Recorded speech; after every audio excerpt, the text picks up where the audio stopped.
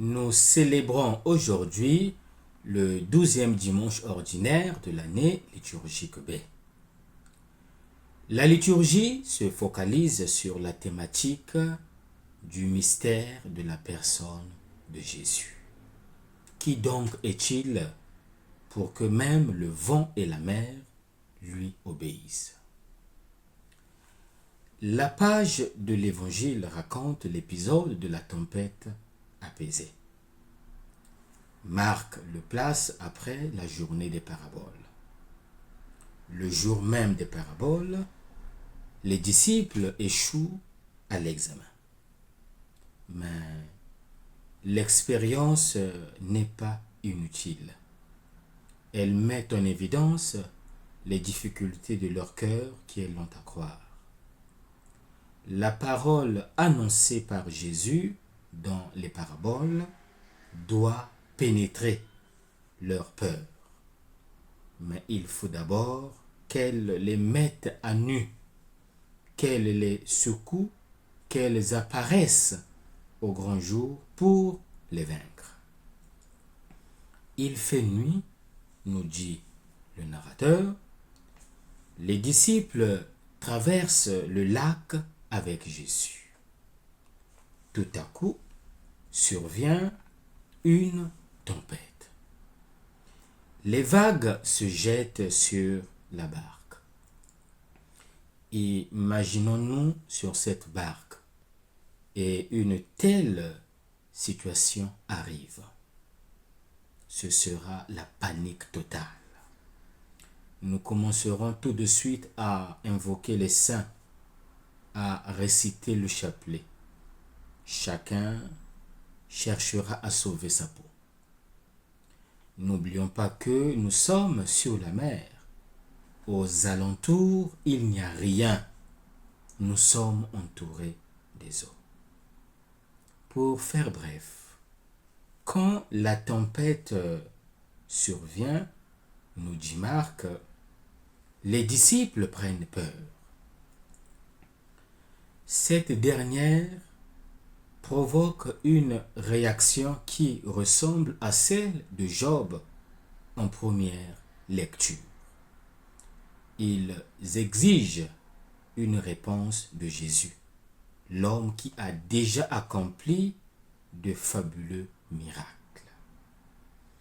Les disciples ne comprennent pas le sommeil de Jésus, image de son abandon à la mort. En dormant, Jésus réalise la confiance exprimée dans les paraboles. En effet, les apôtres réveillent Jésus et lui reprochent sa passivité devant le danger. Une fois réveillé, Jésus se tient silencieusement debout pour commencer à écarter le danger. Mais comment l'éloigne-t-il? Il menace le vent et dit « Silence, tais-toi ». Jésus apostrophe le vent et la mer comme il apostrophe les démons. La tempête et le vent obéissent. Jésus apaise la crainte dans le cœur de ses amis. Mais Jésus leur reproche leur peur. Dans sa réprimande, Jésus ajoute un élément qui complète la réponse donnée par Yahvé à Job. Les compagnons du Seigneur se sont inquiétés parce qu'ils n'ont pas assez confiance en Jésus. Ils n'ont pas compris son enseignement sur les paraboles. La parole tombée en terre n'a pas pris racine. Elle n'a pas pu pénétrer leur cœur alourdi par les soucis de ce monde. Cette insuffisance de foi se prolonge dans le manque de discernement des apôtres après le miracle. Dans le récit de Job, Dieu se déclare l'unique maître des eaux, car il les a créées. En calmant le lac, Jésus prouve qu'il est de nature divine, puisqu'il maîtrise les flots. Au lieu de reconnaître la divinité du Seigneur, les apôtres restent au seuil de cette révélation.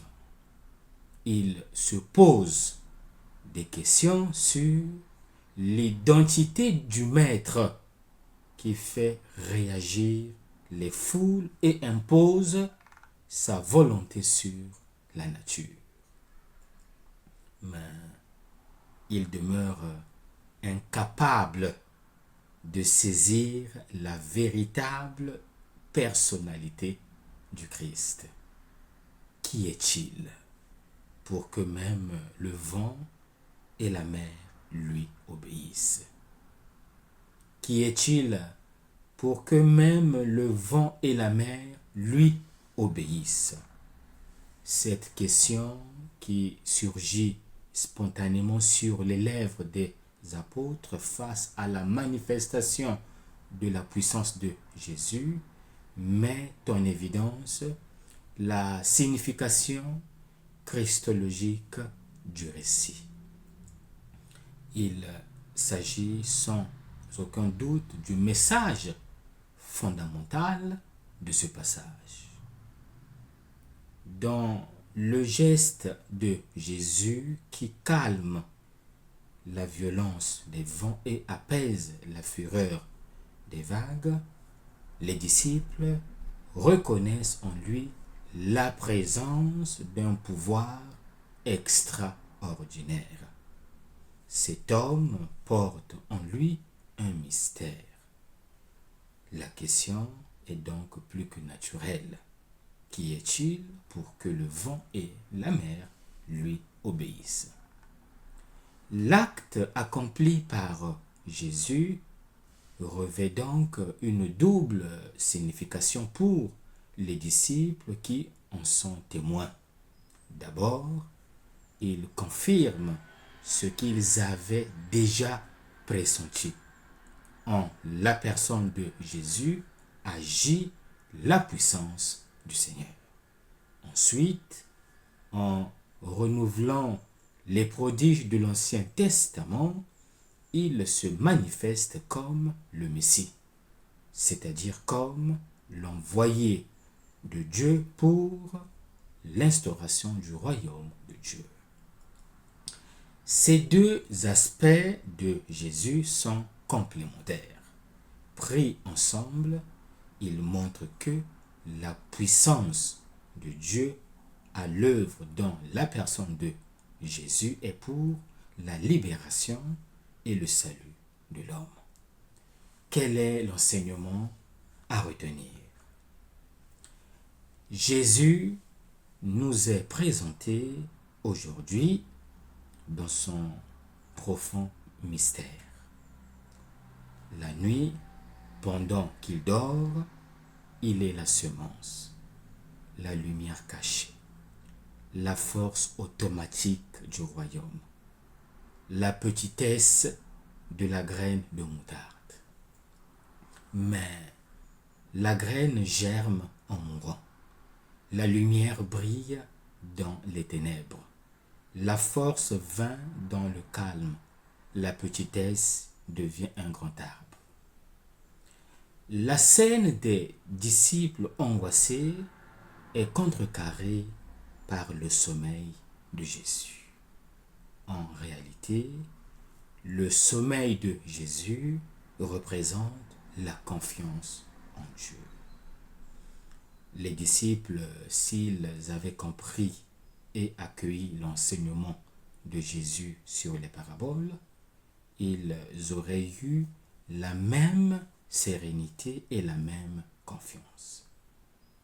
Ce n'est que la force du désespoir qui les a obligés à se tourner vers Jésus, à réveiller la parole. Les difficultés ont brisé toute leur confiance en eux et ont éveillé en eux la foi en celui qui sauve. En réalité, ce n'est pas Jésus qui dort, mais la foi des apôtres. À quoi nous convie ce dimanche? La parole de Dieu de ce dimanche est une invite à la foi. Souvent, la barque de notre vie est secouée par de petites ou grandes tempêtes, inquiétudes, projets qui ne semblent pas se réaliser, difficultés dans les relations interpersonnelles, malheurs qui surviennent. Certes, il arrive que l'on doute que Jésus nous ait oublié qu'il soit endormi. Alors notre foi aussi commence à vaciller et le désespoir s'installe. Mais aujourd'hui, Jésus nous adresse une parole. Courage, j'ai vaincu le monde. Aie confiance en moi. Que nous reste-t-il à faire? Il ne nous reste plus qu'à conjuguer le verbe se fier ou faire confiance. Le disciple est celui qui, après avoir entendu la parole, se confie à Jésus endormi. Mettons notre foi en Jésus, il est notre frère et ne nous abandonnera jamais.